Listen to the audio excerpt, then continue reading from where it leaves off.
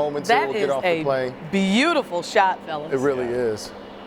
It really, really is. What do you think happens on that plane when it's up in the air and they're hoisting the Lombardi and they're just celebrating? Okay, you gotta be kidding me. You gotta be kidding me. I guess he's thinking about a career beyond politics right there, and maybe he has it as one of the attendants of the flights when they land. Always campaigning. And, I mean, what an experience for him. I think sometimes it's easy to forget. That's a Kansas City kid right there. Yeah, it is. Went to Barstow, right? Yes. Kansas City kid. And how much barbecue and other stuff has he received from other cities in the last 5 years? All the bets he's made in the AFC Championship games. I wonder if he's receiving a lot of rice-a-roni. Oh, they got the professionals behind them. We're good. We're good. Okay, that's good to know. But, yeah, to your point, though, dear, I remember walking around the fan experience with him on that very first Super Bowl run. And he looked like a kid in the candy shop. He was just ecstatic, thrilled, and soaking it all in. There's the flag. Pilot waving that flag right there as the plane has now approached its gate. This really is a historic moment, and you never get tired of seeing moments just like this. Well, it's fun, and it starts last night on the field in the locker room. We talked to these guys, and it's really the first time all year they kind of let their hair down a little bit, and they're not worried about saying something that the next opponent can use for bulletin board material. And you see more, you hear what they're thinking a lot more. It's more refreshing, and they all last night to a man talked about how excited they were for this parade coming up on Wednesday. Oh, the Chiefs know how to have a parade, that's for sure. Yeah, we still have a few more days of celebration before they disperse and go back to their respective homes. All right, it looks like the plane has officially stopped.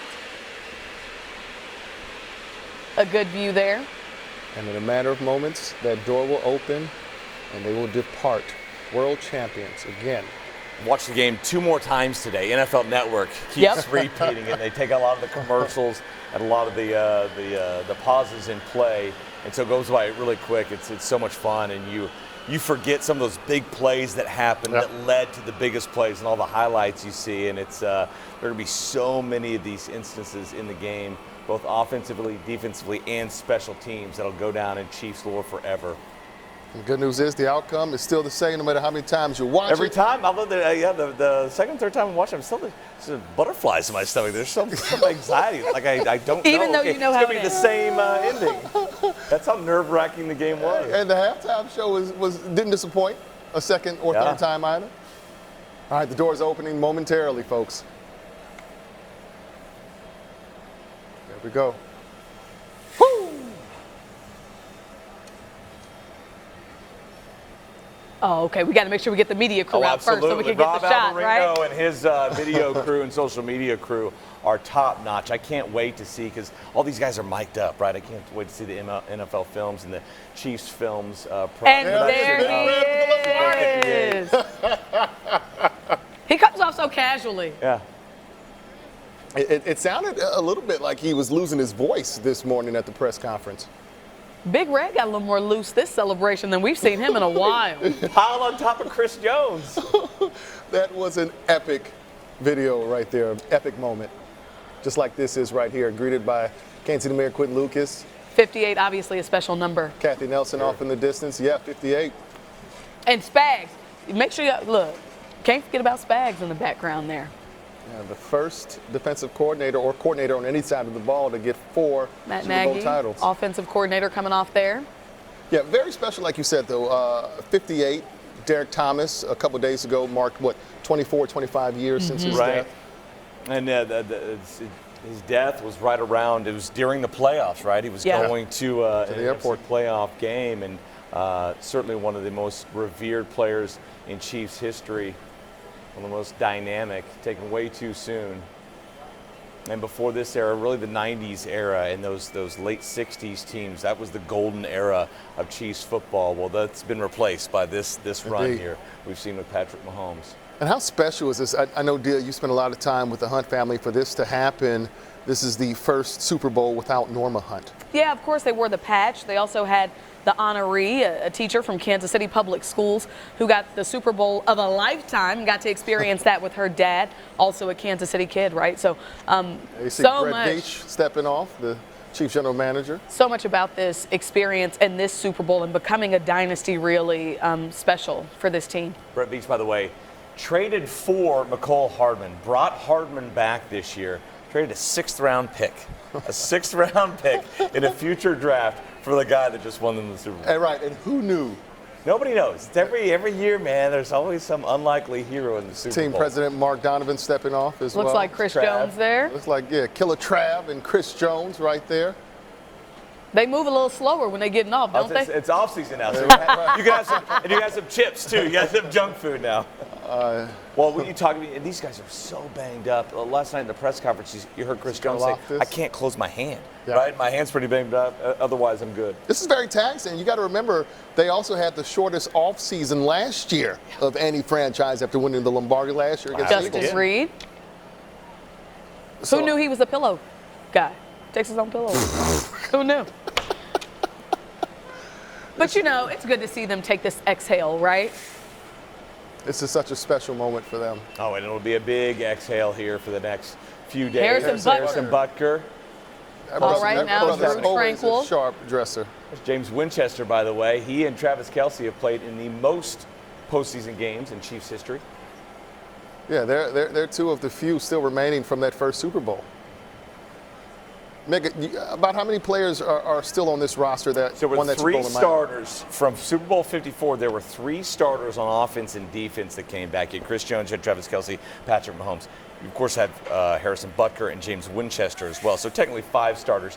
There were 10, I believe, total. Guys like Austin Ryder's back with the team, Derek Nottie, some other guys that are backups. So turnover happens in the NFL quickly, especially if you're not successful. Well, even with this team that has been at the height of success, you still have guys coming and going each and every year. So despite all that turnover, they still managed to find a way to be there in the end. Right. At least 4 of the last 5 years. And we talk about it, you have to have a great core of players, right? And you have to have a great owner, great head coach, great general manager, great quarterback. Those are the 4 huge positions, and the Chiefs have really knocked those positions, of course, out of the park. And when you build this team by way of draft, too, it's important to note it's not just the first and second round. Yeah. It's also days 2 and 3. Look at Isaiah Pacheco, 7th rounder, 12th to last pick. And he was just very critical to this championship run. Trey Smith, right? Round 6. And he started since day 1 for the Chiefs. You see Kathy Nelson and Quentin Lucas walking there. It looks like the team is boarded onto the buses after a heck of a Super Bowl ride, man. This season more up and down than any other. Oh, yeah.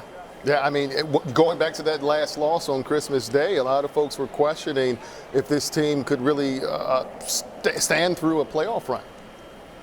Yeah, I mean, remember, Christmas Day came and went, they still hadn't gotten into the playoffs yet. They had to beat the Bengals, and they were probably going to make it no matter what, but they still went to almost New Year's Day without securing their playoff spot, and they just ran through those first 3 teams. But it's funny, they kind of played the hits last night, the not great hits, right? Of fumbles, penalties, short yardage issues, red zone issues, sideline issues, right, with the Travis Kelce and Andy Reid thing. And so it looked like the regular season Chiefs for about 3 quarters there. Then they got it back together. But probably the only team in the NFL that can overcome those types of huge, catastrophic mistakes for most teams and come out on top and win a Super Bowl. Not to mention going into enemy territory twice, Buffalo, Baltimore.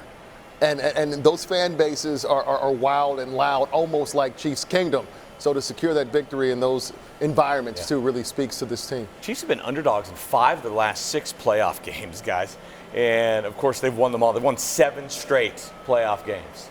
So now, Mick, talk to us about what happens next. Of course, there has to be a final team meeting of sorts before the parade, kind of a wrap-up, put a bow on the season, before the big party Wednesday. Absolutely, a big party on Wednesday. And then, off-season-wise, there's not much time between now and the Combine. These guys get right back to it, looking ahead to next year, looking ahead to the draft. That's, I guess, the good and bad, right? When you play this late, of course, that means you're successful and on the verge of winning a a Lombardi trophy, but at the same time, it shortens your offseason, but it hasn't really affected the Chiefs, right, in these last several years. They remain locked and loaded mentally and physically. In fact, the team said he's going to go down to Texas and train, and he may do some of that with Rashee Rice. Texas guy as well, played at SMU, and we saw that that's one of the storylines for this year. Really wasn't on anybody's radar, Rashee Rice, but Patrick Mahomes, they trained together in the offseason before the draft, and Mahomes went to the Chiefs brass and said, I really like this guy, and his word carries a lot, right? And it should, and it really panned out as he turned into the Chiefs' best wide receiver here this year. Folks, the Chiefs are Super Bowl champions. If you're just joining us, the plane has landed. It is now being deplaned. We saw several of the players and staff members deboard this plane, and now they're boarding the bus and heading home, having meetings, and getting ready for a parade for Wednesday. A lot of them have their championship hats on, too. It's been a long night, I can imagine. Yeah, I bet it's pretty subdued on the flight here. They got a lot out after the game. We're going to take a quick break, and we'll see you right back here on the other side.